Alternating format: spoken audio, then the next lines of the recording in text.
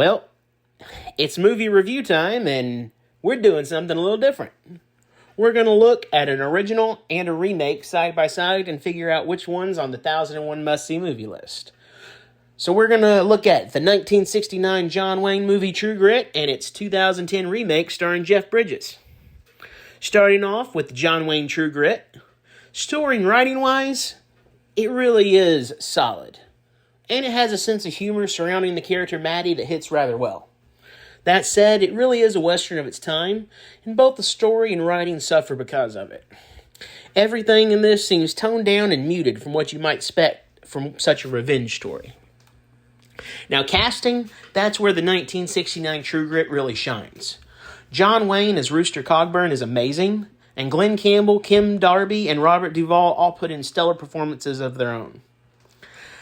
I'm going to go on and say that the true standout here is Kim Darby playing Maddie, as this really feels like the performance of a lifetime situation.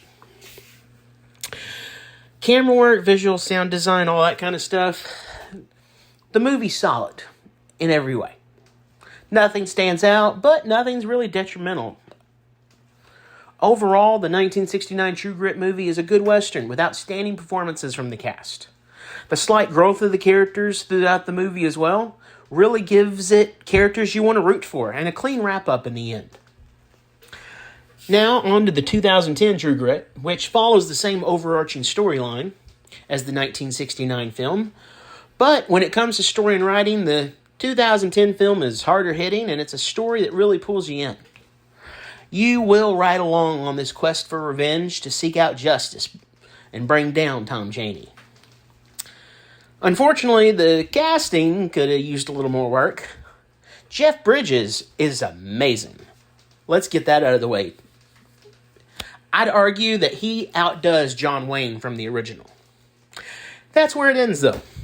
It really is. Matt Damon is utterly disappointed in his portrayal of LaBeouf. Josh Brolin and Barry Pepper as the bad guys are underwhelming and not a threat. And Haley Steinfeld shows some promise, but at the end of the day, it kind of falls flat.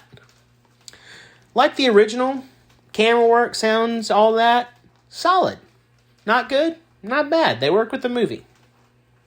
Again, the 2010 True Grit is a good Western and a good update on the original film, but in the end, the characters just aren't anyone you want to desperately root for, and the wrap-up, while it's probably more realistic, sure, it just doesn't hit as well when you didn't care about the majority of the characters. So, both are good movies. And in all honesty, they do hit about the same, though in different ways. The 1969 True Grit, I give an 83 out of 100. And the 2010 True Grit, I give an 80 out of 100. So which one's on the must-see movie list? Of course, it's the 2010 remake. Ah, well. I honestly think the original's a bit better, but they're both worth checking out if you enjoy Westerns. And, speaking of checking out, of course I have both on my Amazon store right now if you're interested in picking them up. As of recording this, the 2010 remake is $5, and the 1969 original is $12. Both on DVD, but really, they're both a steal, and it helps me out too if you purchase through my store. Happy watching!